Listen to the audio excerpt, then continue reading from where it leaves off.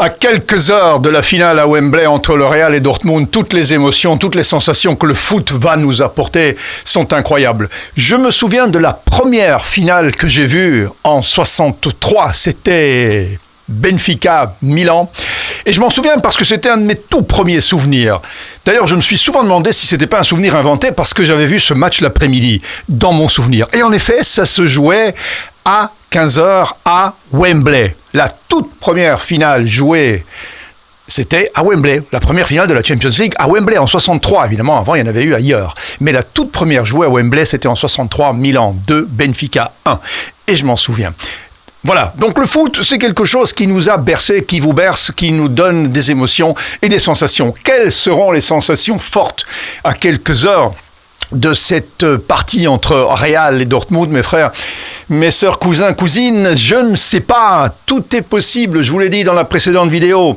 Malgré tout, une finale, c'est 50-50. En théorie, c'est comme ça, même si, évidemment, le Real est donné largement favori, mais pas tellement que ça, en fin de compte.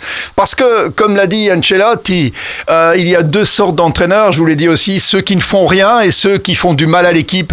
Et il a dit, moi, je fais partie de la première catégorie. Ceux qui ne font rien, ceux qui font confiance à ses joueurs. Et lui, il fait confiance à ses joueurs. Alors, va-t-il faire jouer Courtois ? Ce serait extraordinaire, évidemment, de voir le grand keeper belge revenir dans la cage de Madrid, à la place de Lunin, qui n'a pas démérité. Mais psychologiquement, ce serait incroyable de revoir ce gardien phénoménal qui n'a pas voulu être sélectionné pour la Belgique et donc qu'on ne verra pas à l'Euro.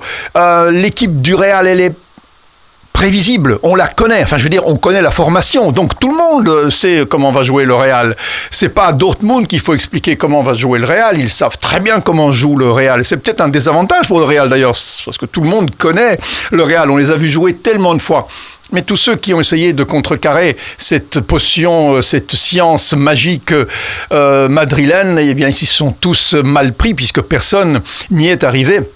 À part City l'année passée qui avait donné une belle correction à un Real, c'est vrai, avec des joueurs fatigués, avec des Benzema, des Modric qui ce soir-là, quand ils ont pris le 4-0 sonore, n'étaient pas très en forme. Mais depuis lors, le Real a passé, encore une fois, des écueils avec succès. Même s'ils ont été malmenés à Leipzig, même s'ils ont été malmenés face au Bayern, ils ont réussi à arriver en finale et à Wembley, ils sont favoris.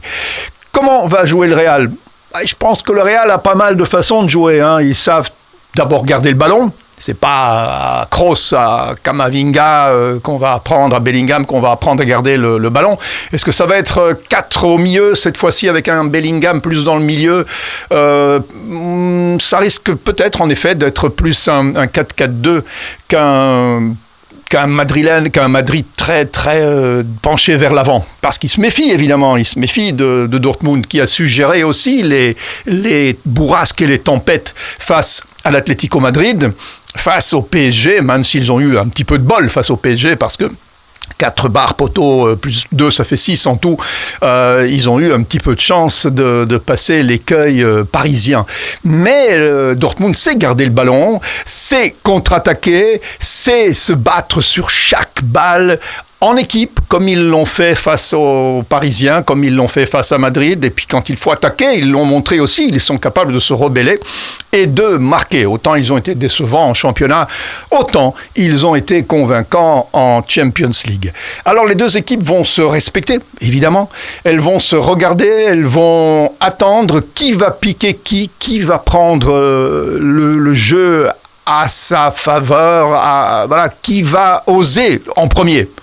J'ai l'impression que Madrid va peut-être avoir plus de variété dans son jeu, plus de profondeur, plus de vitesse, peut-être certainement d'ailleurs plus de qualité intrinsèque dans les joueurs, parce que Vinicius, Rodrigo, Bellingham, Kroos, c'est quand même des joueurs qui sont fondamentalement un tout petit peu meilleurs ou expérimentés que les joueurs de Dortmund, même si certains joueurs de Dortmund connaissent très bien Et le contraire est vrai aussi. Bellingham, il a joué à Dortmund, il sait comment fonctionne l'équipe, il a joué quand même suffisamment longtemps pour connaître les rouages de l'équipe de Dortmund, qui a gagné en 97 face à la Juve, qui a perdu en 2013 à Wembley face au Bayern, un souvenir amer qu'ils n'ont jamais vraiment digéré.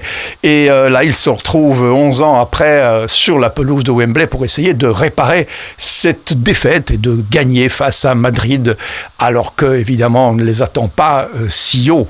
Mais, encore une fois, si Dortmund arrive à cadenasser, à quadriller, à jouer, comme a dit Emre Can, calmement, tranquillement, avec les armes du collectif face au Real, ils peuvent, comme ils ont contrecarré le jeu de l'Atlético ou du PSG, ils peuvent mettre en difficulté les Blancos, ça c'est certain. Et c'est aussi quelque chose qui va animer leur esprit de revanche, parce que les joueurs allemands, comme Hummels, comme Emre Can, comme Adeyemi, n'ont pas été sélectionnés pour l'Euro par le sélectionneur Nagelsmann, le sélectionneur allemand. Et donc, quelque part, ils ont envie de montrer qu'ils auraient dû être à l'Euro, et ils ont envie, certainement, de démontrer qu'il a eu tort, Nagelsmann, de ne pas les prendre. Ça, c'est un ressort important, quand on a dans une équipe des revanchards, c'est un ressort important en disant, voilà, tu ne m'as pas voulu, mais regarde un petit peu ce que je fais sur le terrain, je suis capable de soulever la Champions League, et tu ne m'as pas pris dans l'équipe d'Allemagne, alors que probablement il s'y attendait un petit peu. Qui va jouer au milieu de l'équipe de Madrid? Tchouaméni est blessé, Camavinga va certainement prendre sa place, même si Tchouaméni va certainement manquer. Devant, Joselu va probablement être encore le joker de luxe, qui va probablement aussi rentrer s'il le faut, mais Vinicius, lui, sait qu'il a le ballon d'or en perspective, et s'il réussit cette finale, il est fort possible qu'en réalisant une Copa América honnête, il soit le prochain ballon d'or. Mais ça, c'est une autre histoire, on en reparlera. Donc, pronostiquer un gagnant le soir du 1er juin à Wembley, c'est un exercice périlleux.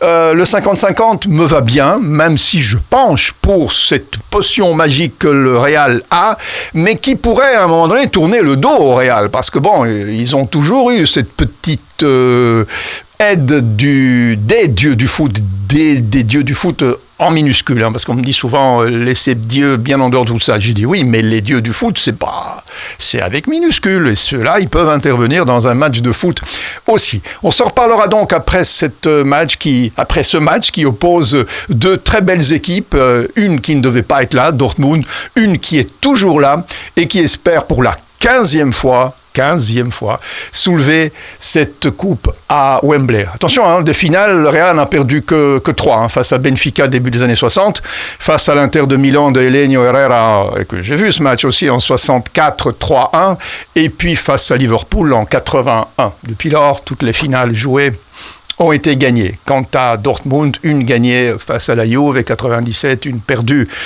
2013 face au Bayern, et il reste la grande inconnue, le grand mystère du 1er juin 2024. On verra, mes frères, mes sœurs, cousins, cousines. Abonnez-vous à la chaîne YouTube si c'est sur YouTube que vous nous regardez. Si c'est sur Facebook, très bien. À très vite, après le match. Ciao.